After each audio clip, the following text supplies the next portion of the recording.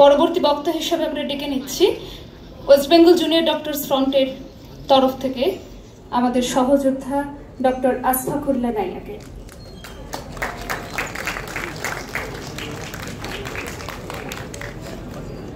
বন্ধুগণ, সাহস কিন্তু ছড়াচ্ছে।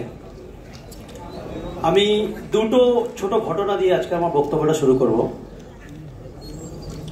এই কদিনে আপনারা জানেন যে রিলিফ ক্যাম্পের জন্য বিভিন্ন গ্রামে গ্রামে আমরা ঘুরেছি।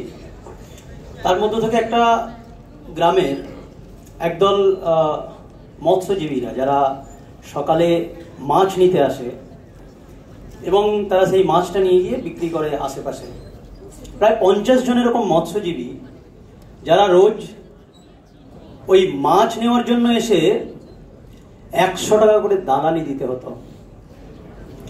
গতকালের ঘটনা, ওই 50 জন মিলে যে দালালটা ছিল তাকে ওখান থেকে বার করে দিয়েছে। আমাকে ফোন করেছিল যে আপনাদের আন্দোলন সাহস ছড়াচ্ছে। ঘটনা 1। ঘটনা 2, একজন থানার বড়বাবু অবৈধ 16 চাকার একটা লরি আটকে রেখেছিল। এমএলএ ফোন করেছিল, 2 লাখ টাকা দিচ্ছি, লরিটাকে ছেড়ে দাও। 7 বছরের ওই বড়বাবু, 7 বছর একটা থানা থাকার বড়বাবু কোনোদিন ওই এমএলএর বিরুদ্ধে কথা বলেনি। সে জোর কণ্ঠে বলেছে, আমি এই লরি ছাড়ছি না, যেখানে খুশি তুমি যেতে পারো। আমাকে ফোন করেছিল, বুঝছি সাহস ছড়াচ্ছে। আমরা ওয়েস্ট বেঙ্গল জুনিয়র ডক্টর ফ্রন্টের তরফ থেকে আমরা জুনিয়র ডাক্তাররা আমাদের বোনের জন্য যে ন্যায় বিচারের আন্দোলন শুরু করেছিলাম, বারবার এই আন্দোলনটাকে অন্যদিকে ঘুরিয়ে দেওয়ার চেষ্টা হয়েছে। মানুষ, সাধারণ মানুষ ভার্সেস ডাক্তার করে দিয়ে ডাক্তারদেরকে সমাজের চোখে খারাপ করে দেওয়ার চেষ্টা করা হয়েছে। আমি বারবার জোর গলায় বলছি, আপনার 14 তলা আমাদের সেমিনার রুম, আপনার শাসন আমাদের আন্দোলন, আপনার প্রতিরোধ আমাদের প্রতিবাদ। আমরা জিতবই, এটা মনে রাখুন আপনি। আমরা কি চাইছি? মাইনে বাড়ানোর জন্য এখানে বসে আছি। 40 দিন রাস্তায় মাইনে বাড়ানোর জন্য বসে আছি। আরে এমন একটা স্বাস্থ্য ব্যবস্থাতে আপনি আমাদেরকে ডাক্তার বানানোর চেষ্টা করছেন, যেখানে একজন ডাক্তার ঠিকঠাক ডাক্তার তৈরি হতে পারবে না। একজন ডাক্তার ভবিষ্যতে গিয়ে সাধারণ মানুষের ট্রিটমেন্ট ঠিক করে দিতে পারবে না। ওই ডাক্তারকে তখন অন্যজন খুনি বলে যখন বলবে, তখন সেই ডাক্তার সমাজের কর্মী হিসেবে, একজন ডাক্তার হিসেবে আমাদের বুকে ব্যথা লাগবে। ওই ব্যথা যাতে ভবিষ্যতে না লাগে, সেই ব্যথাটাকে আমরা এখন থেকে প্রশমিত করার জন্য, আপনার ওই নোংরা সিস্টেমটাকে আমরা ক্লিয়ার করার জন্য রাস্তায় নেমেছি।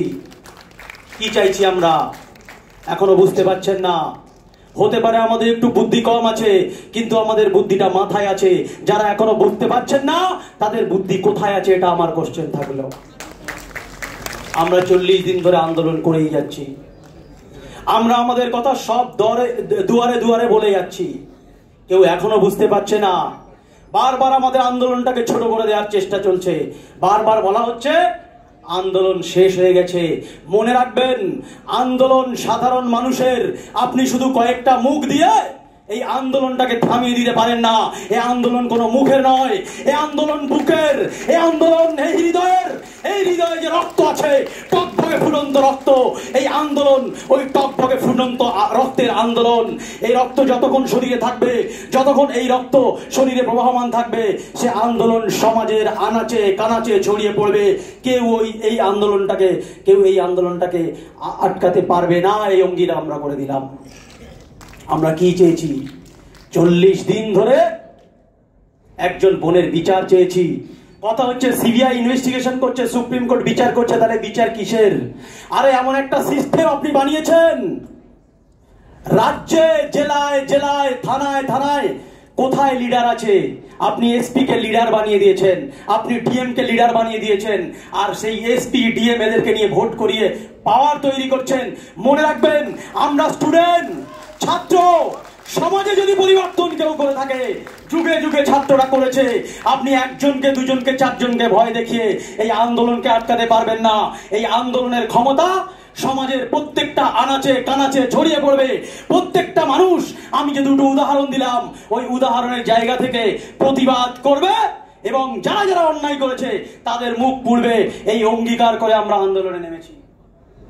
আমরা কি চাইছি? সমাজে যে অন্যায়গুলো হচ্ছে, সমাজে ধর্ষণ হচ্ছে, সমাজে খুন হচ্ছে,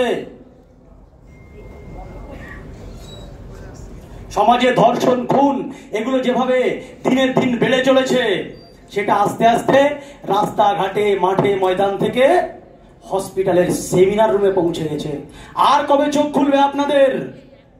প্রশাসন শুধু একটা কোনো ব্যাপারে শুধু কোনো দলকে, কোনো স্টুডেন্ট গ্রুপকে, কোনো আন্দোলনকারীদেরকে আলাদাভাবে চিহ্নিত করে দিয়ে গা ঝাড়া দিয়ে 4টে সিসিটিভি আর 100 কোটি টাকা দিয়ে আপনি কখনো এই সিস্টেমটাকে বদলাতে পারবেন না। প্রথম যেটা করতে হবে, এই সিস্টেমে যারা আছে, যারা নোংরামি করছিল, ওই নোংরাগুলোকে ধরে ধরে আগে প্রথমে বার করে দিতে হবে। তারপরে যারা নোংরা করবে না বলে মনে হয় তাদেরকে ধরে এনে ওই সিস্টেমে বসাতে হবে। এই দায়িত্বটা আপনার আছে, আপনি এই দায়িত্বটা ঠিক করে করুন। আমরা বারবার প্রথম থেকে বলে এসেছি, 50 দিন হয়ে গেল, বিচার হচ্ছে না। সিবিআই ডেটের পর ডেট দিচ্ছে, সুপ্রিম কোর্ট থেকে ডেট চেঞ্জ হচ্ছে, আর 7 দিনে ফাস্ট ট্র্যাক, 7 দিনে ফাঁসির জন্য যিনি বলেছিলেন, আজকের তিনি পয়সা দিয়ে ডেট পিছাচ্ছেন। মানুষ কি বোকা আছে? মানুষ বুঝতে পারছে না কোথায় বিচারটা আটকাচ্ছে। আমরা বারবার রাজপথ থেকে, আমরা বারবার বাড়ি থেকে, আমরা বারবার এই সেমিনার রুম থেকে, আমরা বারবার এই মাস কনভেনশনের মাধ্যমে সমস্ত প্রশাসনের যারা বড় বড় পদে আছেন তাদেরকে আমরা বারবার কান খুলে শুনে রাখার জন্য বলছি।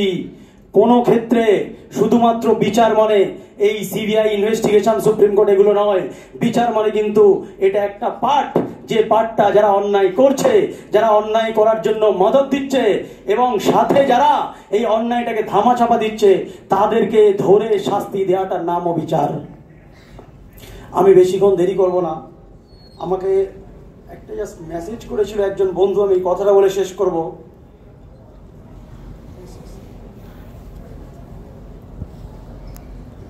রাহাত ইন্দুরি সাহেবের একটা কথা। প্রথম কথা, আমরা কিন্তু ভয় পাইনি। যারা ভয় দেখানোর চেষ্টা করছেন, বারবার বলছি আমাদেরকে ভয় দেখাবেন না, আমরা ভয় পাইনি। রাহাত ইন্দুরি সাহেবের একটা ছোট্ট কথা বলে আমি শেষ করব।